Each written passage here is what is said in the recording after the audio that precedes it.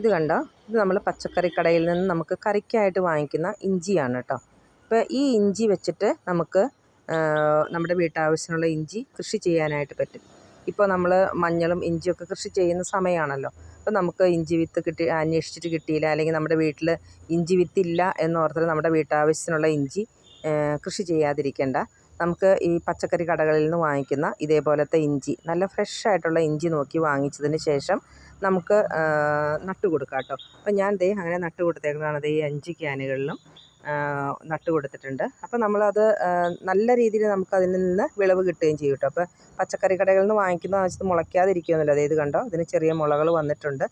അതേപോലെ തന്നെ നമ്മളൊന്ന് കട്ട് ചെയ്തതിന് ശേഷം സ്യൂഡോമോണസ് ലായനിയിൽ മുക്കിയിട്ട് നമ്മൾ ഇഞ്ചി വിത്ത് അല്ലെങ്കിൽ മഞ്ഞളൊക്കെ നടുന്ന പോലെ നട്ട് ക്യാനുകളിലോ അല്ലെങ്കിൽ വാരം കോരിയിട്ടോ ഒക്കെ നട്ട് കൊടുത്തു കഴിഞ്ഞാൽ നമ്മുടെ വീട്ടാവശ്യമുള്ള ഇഞ്ചി നമുക്ക് പറിച്ചെടുക്കാനായിട്ട് പറ്റും കേട്ടോ.